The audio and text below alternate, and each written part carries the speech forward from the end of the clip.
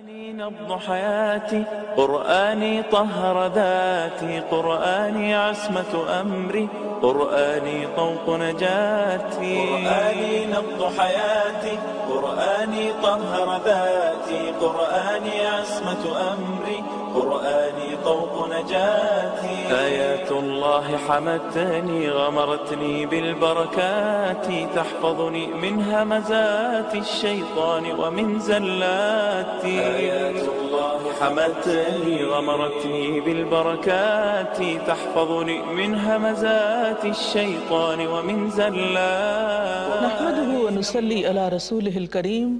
اما بعد فاعوذ بالله من الشيطان الرجيم. بسم الله الرحمن الرحيم. رب اشرح لي صدري ويسر لي امری واحلل عقدۃ من لسانی یفقہوا قولی. ناظرین، گزشتہ پروگرام میں ہم نے گفتگو کی خوبصورتی کے بارے میں بات کی تھی. اللہ سبحانہ وتعالیٰ کا حکم ہے کہ قولوا للناس حسنا، لوگوں سے بھلی بات کرو، اچھے انداز میں بات کرو، اچھی بات کرو. لیکن انسانی معاملات میں گفتگو کے علاوہ باہمی تعلقات کے اندر خوبصورتی اور ایک دوسرے کے ساتھ خیر خواہی اور بھلائی کا رویہ بھی نہایت ضروری ہے. ان حالات میں بھی جب باہمی تعلقات اچھے ہوں، اور ان حالات میں بھی جب باہم لوگوں کے درمیان اختلاف ہو جائے. اچھے دنوں میں ایک دوسرے کے ساتھ بھلائی اور احسان کرنا تو آسان ہوتا ہے، لیکن جب کسی اختلاف کی بنا پر ایک دوسرے کے ساتھ نقطہ نظر مختلف ہو جائے اور ایک دوسرے سے کچھ شکایت ہو جائے تو اس کے بعد دوسرے کے ساتھ احسان کرنا نہایت مشکل ہوتا ہے. ہمارے دین کی خوبصورتی یہی ہے کہ ہمیں ایسے وقت میں بھی احسان کا رویہ اختیار کرنے کا حکم دیا ہے، کیونکہ اللہ تعالیٰ محسنین سے محبت کرتا ہے. قرآن مجید سورۃ البقرہ کی آیت نمبر 237 میں اللہ تعالیٰ فرماتے ہیں وَإِن طَلَّقْتُمُوهُنَّ مِن قَبْلِ أَن تَمَسُّوهُنَّ وَقَدْ فَرَضْتُمْ لَهُنَّ فَرِيضَةً فَنِصْفُ مَا فَرَضْتُمْ إِلَّا أَن يَعْفُونَ أَوْ يَعْفُوَ الَّذِي بِيَدِهِ عُقْدَةُ النِّكَاحِ وَأَن تَعْفُوا أَقْرَبُ لِلتَّقْوَى وَلَا تَنْسَوُا الْفَضْلَ بَيْنَكُمْ إِنَّ اللَّهَ بِمَا تَعْمَلُونَ بَصِيرٌ. اور اگر انہیں ہاتھ لگانے سے پہلے ہی طلاق دے دو مگر ان کا حق مہر مقرر ہو چکا ہو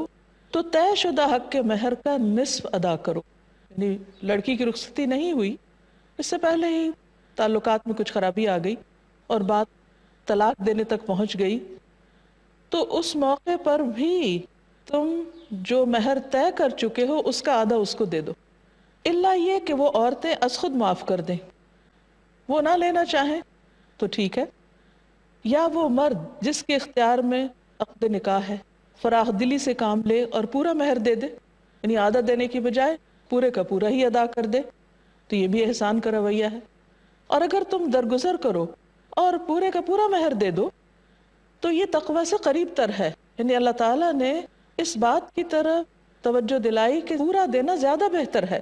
اور باہمی معاملات میں احسان کو نہ بھولو، یعنی صرف مہر کی ادائیگی تک کی نہیں بلکہ جو بھی آپس کا لین دین ہو، معاملہ ہو، اس میں ایک دوسرے کے ساتھ اچھا ہی کرو. اور جو کچھ بھی تم کرتے ہو یقیناً اسے اللہ دیکھ رہا ہے، وہ دیکھ رہا ہے، وہ جانتا ہے،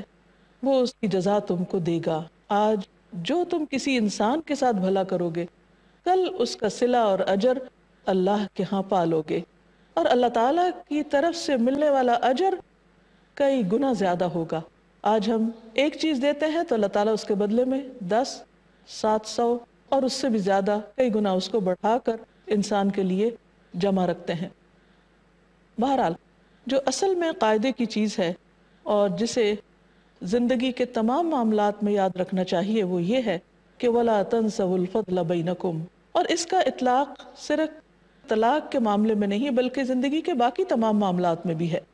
انسان اپنی زندگی میں بہت سے لوگوں کے ساتھ ملتا جلتا ہے، رشتہ داروں کے علاوہ دوسرے لوگوں سے بھی تعلقات انسان کے ہوتے ہیں، جس میں دوستی کا تعلق، بعض اوقات بہت گہرے تعلقات بھی ہو جاتے ہیں، بلکہ اپنے رشتہ داروں سے بھی بڑھ کر ایک دوسرے کے ساتھ محبت اور شفقت اور رحم اور خیر خواہی کے جذبات دلوں میں پائے جاتے ہیں. لیکن پھر انسان ہے، انسان سے غلطی ہو جاتی ہے، کوتاہی ہو جاتی ہے، بعض اوقات حالات میں ایسی تبدیلی آ جاتی ہے کہ تعلقات پہلے جیسے نہیں رہ سکتے، بعض اوقات دنیا سے لوگ چلے جاتے ہیں، تو ان تمام صورتوں میں انسان کے لیے لازم ہے کہ وہ اپنے گزشتہ تعلقات کو کبھی نہ بھولے، خواہ کبھی کسی سے تھوڑے عرصے کے لیے ہی کوئی اچھا تعلق رہا ہو تو اس کا بھی پاس رکھنا ضروری ہے، کیونکہ کسی معاشرے کی خوشی، بہتری، ترقی کا انحصار اس پر ہے کہ اس کے لوگ باہم احسن طریقے سے مل جل کر رہتے ہیں۔ کسی خاندان کے اندر بھلائی اور خوبی اور برکت اسی صورت میں ہو سکتی ہے کہ جب وہ خاندان کے لوگ آپس میں ایک دوسرے کے اوپر احسان کرنے والے ہوں۔ ایک رویہ یہ ہوتا ہے کہ ہر شخص صرف اپنا حق دیکھے، اپنا فائدہ دیکھے، اپنا مطلب دیکھے، خود غرضی کا بندہ، اور دوسرا شخص وہ ہے کہ جو دینے والا ہو، جو دوسرے کے ساتھ اچھا کرنے والا ہو۔ اسلام دوسرے رویے کو پروموٹ کرتا ہے کہ جس میں ہر شخص لینے والا نہیں دینے والا بن جائے، اگر اس کے پاس مال نہیں تو بھی اچھی بات کرنے والا ہو، دوسرے کے ساتھ احسان کرنے والا ہو اور معاف کرنے والا ہو، کہ بعض اوقات لینے دینے کی بات نہیں ہوتی، ایک دوسرے کی غلطی کو معاف کرنے کی بات ہوتی، تو اس صورت میں بھی انسان کو معاف کر دینا چاہیے، کیونکہ یہ تقوی سے زیادہ قریب ہے اور اللہ تعالیٰ کی محبت حاصل کرنے کا ذریعہ ہے۔ حضرت عائشہ رضی اللہ تعالیٰ عنہا کہتی ہیں کہ ایک بوڑھی عورت نبی صلی اللہ علیہ وسلم کے پاس آئی جبکہ آپ میرے ہاں تشریف فرما تھے۔ آپ صلی اللہ علیہ وسلم نے اس سے پوچھا کہ تم کون ہو؟ بولی میں جثامہ مزنیہ ہوں۔ آپ نے فرمایا اچھا تم حسانہ مزنیہ ہو، یعنی اس کا نام بھی اچھے طریقے سے لیا، تم کیسی ہو، تمہارا کیا حال ہے، ہمارے بعد تم لوگ کیسے رہے، یعنی اس سے بہت اچھے طریقے سے اور بہت خوبصورت انداز میں گفتگو کی۔ اس نے کہا اللہ کے رسول صلی اللہ علیہ وسلم میرے ماں باپ آپ پر قربان ہوں، ہم خیر و عافیت سے رہے۔ جب وہ چلی گئی تو میں نے کہا کہ اللہ کے رسول صلی اللہ علیہ وسلم آپ اس بڑھیا پہ اتنی توجہ دے رہے تھے، یعنی ایک معمولی سی خاتون تھی، دور سے آئی تھی، تو آپ کا یہ اتنا اچھا رویہ اور معاملہ۔ آپ نے فرمایا یہ خدیجہ کے زمانے میں ہمارے پاس آتی تھی، اور صحبت کا حق یاد رکھنا ایمان کا حصہ ہے، یعنی پرانے تعلقات تھے ان سے ہمارے۔ یہ انسان کے اخلاق اور انسان کی شرافت اور بلند کردار ہونے کی علامت ہے کہ انسان معاشرے کے ان لوگوں کو بھی توجہ دے کہ جو بظاہر اپنے برابر کے یا اپنے سٹیٹس کے نہیں ہیں۔ بعض اوقات ایسا ہوتا ہے کہ ایک وقت میں انسان کے حالات اچھے نہیں ہوتے، اس کے میل جول کے لوگ بھی اسی طرح کے ہوتے ہیں، پھر اللہ تعالیٰ اپنا فضل کرتا ہے اور حالات اچھے ہو جاتے ہیں۔ بعض لوگ دنیاوی اعتبار سے بہت ترقی کر جاتے ہیں اور ان کے پرانے تعلق داروں کے ساتھ ان کے سٹیٹس میں بہت فرق آ جاتا ہے، یعنی آپ یوں کہیے کہ زمین آسمان کا فرق آ جاتا ہے۔ ایسے میں ایک رویہ تو یہ ہو سکتا ہے کہ انسان اپنے پچھلے غریب رشتہ داروں، تعلق داروں سب کو بھلا دے اور ان سے اجنبی بن جائے اور ان سے کوئی تعلق واسطہ نہ رکھے، اور دوسرا یہ ہے کہ انسان کہیں پر بھی پہنچ جائے لیکن جن کے ساتھ اچھا وقت گزرا ہو ان کے اس وقت کو، اس تعلق کو کبھی فراموش نہ کرے، اور جب کبھی واسطہ پڑے تو ان کے ساتھ اچھے اخلاق کا ہی مظاہرہ کیا جائے۔ اسی طرح بعض لوگ وفات کی وجہ سے جدا ہو جاتے ہیں اور کچھ عرصے کے بعد بھلا دیے جاتے ہیں، لیکن ہمارے دین نے ہمیں یہ سکھایا ہے اور خود نبی صلی اللہ علیہ وسلم کا طرز عمل یہ رہا ہے کہ حضرت خدیجہ رضی اللہ تعالیٰ عنہا کی وفات کے باوجود، اس کے بعد بھی، جبکہ آپ کے پاس کئی ازواج تھیں، لیکن آپ نے کبھی بھی حضرت خدیجہ کے ساتھ گزرا ہوا اچھا تعلق اور اچھے واقعات اور اچھے حالات کو فراموش نہیں کیا، بلکہ ان کے رشتہ داروں اور ان کی دوستوں تک کو بھی آپ اہمیت دیا کرتے تھے۔ جب آپ کوئی بکری ذبح کرتے یا کوئی چیز لوگوں میں تقسیم کرتے تو ان کی دوستوں کو بھی بھجوایا کرتے تھے۔ حضرت عائشہ کہتی ہیں کہ جب آپ حضرت خدیجہ کا تذکرہ کرتے ان کی وفات کے بعد تو خوب تعریف کرتے۔ ایک دن مجھے غیرت آئی، میں نے کہا کہ آپ اتنی کثرت سے ایک سرخ مسوڑوں والی عورت، یعنی جو اتنی بوڑھی ہو چکی تھی کہ اس کے دانت بھی گر چکے تھے، صرف مسوڑے ہی باقی رہ گئے تھے، اس کا ذکر کرتے رہتے ہیں جس کے بدلے اللہ تعالیٰ نے آپ کو اتنی بہترین بیویاں دی ہیں۔ آپ نے فرمایا اللہ تعالیٰ نے مجھے اس کے بدلے میں اس سے بہتر کوئی بیوی نہیں دی، یعنی آپ نے بالکل درست بات کی اور جو حقیقت تھی وہ بیان فرمائی۔ فرمایا وہ مجھ پر اس وقت ایمان لائی جب لوگ کفر کر رہے تھے، میری اس وقت تصدیق کی جب لوگ میری تکذیب کر رہے تھے، نہیں مجھے جھٹلا رہے تھے، اپنے مال سے میری مدد کی جبکہ لوگوں نے مجھے اس سے اپنے مال سے دور رکھا، اور اللہ تعالیٰ نے مجھے اس سے اولاد عطا کی جبکہ میری دوسری بیویوں سے میرے ہاں اولاد نہیں ہوئی۔ تو اس سے پتہ چلتا ہے کہ آپ صلی اللہ علیہ وسلم صرف حضرت خدیجہ کی محبت ہی کو یاد نہیں رکھتے تھے، ان کے سارے احسانات بھی یاد تھے، اور گن گن کر ایک ایک احسان یاد رکھا ہوا کہ ان سے آپ کو کس کس قسم کا تعاون ملا۔ اور ایک حقیقت ہے کہ جب آپ پر پہلی وحی نازل ہوئی اور آپ گھبرائے ہوئے گھر میں تشریف لائے، تو اب حضرت خدیجہ صرف ایک بیوی نہیں تھی، ایک بہترین ایمان کی ساتھی بھی تھی، سب سے پہلے ایمان لانے والی اور اس کام میں سب سے پہلی مددگار۔ مردوں نے تو بعد میں ایمان قبول کیا اور ساتھ دیا، لیکن انہوں نے فوراً ہی اس کا حق ادا کیا اور آپ کے بارے میں فکر مند ہوئی اور آپ کو تسلی دینے لگی اور آپ کو ورقہ بن نوفل کے پاس لے گئیں۔ یعنی ایک بڑی مدبر اور دور اندیش خاتون تھی جنہوں نے اس مشکل وقت میں آپ کا ساتھ دیا، اور پھر نہ صرف یہ کہ ابتدائی دنوں میں بلکہ اپنے مال میں سے کسی چیز کو بچا کے نہیں رکھا۔ جب شیب ابی طالب میں نبی صلی اللہ علیہ وسلم نے 3 سال گزارے تو اس گھاٹی میں وہ آپ کے ساتھ رہیں کہ جہاں ایسی تکلیفیں اٹھائیں کہ وہ سخت بیمار پڑ گئیں اور اس کے بعد جلد ہی ان کا انتقال بھی ہو گیا۔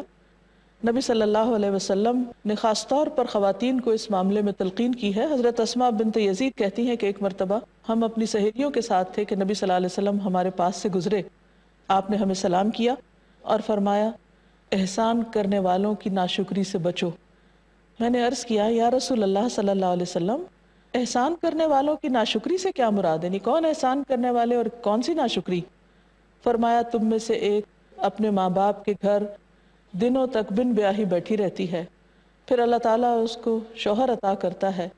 وہ اس کے ساتھ ہر طرح کا احسان کرتا ہے، لیکن کبھی اس سے اگر کوئی غلطی ہو جاتی ہے تو وہ غصے میں آ کر کہہ دیتی ہے کہ میں نے تجھ سے کبھی کوئی خیر نہیں دیکھی۔